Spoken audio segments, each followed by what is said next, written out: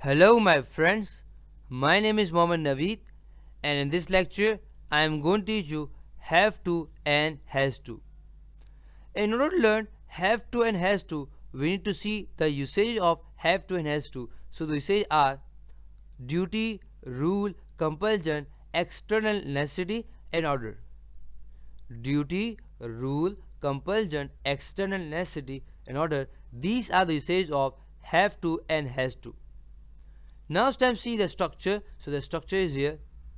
Subject plus has to or have to plus first form verb plus object. Then definitely we have examples.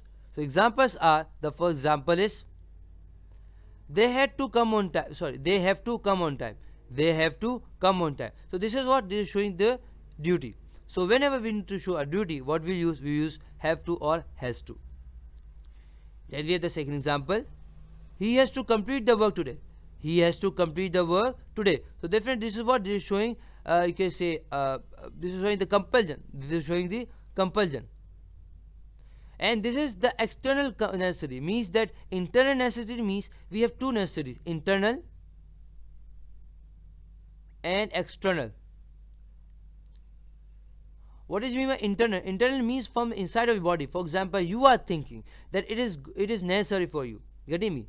But external means that external means outside. For example, you are not thinking, but outside world people are thinking. Getting me? So external necessity means that it is compulsion. It is a compulsion. To show the compulsion, what we use have to or has to. Different is showing the compulsion.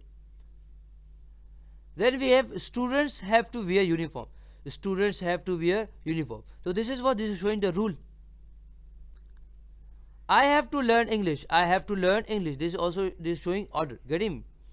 So why do we use have to and has to? We use have to and has to show duty, rule, compulsion, or you can say external necessity. This is the meaning of compulsion. Okay, or you can say compulsion or order. Duty, rule, compulsion, and order. These are the usage of have to and has to. Now it's time to see the structure of have to and has to. So the structure is subject plus has to or have to plus first form verb plus object. What does it mean by subject? Subject means doer. So here we have they, here we have he, here we have students, here we have get us I. Getting me? So these are what? These are subject. Why? Because definitely we are saying that who is doing. Getting me? So these are called subject. Then we have to and has to. If our subject will be, you can say a singular, so what we use has. If a subject will plural, so what we use have. Singular means that he, she, it, any singular name. If plural means that they, we, I, these are called what? These are what? Plural. So here we have they, definitely plural, that's why we use have to, definitely. Here we have he, that's singular, that's why we use has to. Here we have plural, that's why we use have to. Here we have I, that's why we use have to.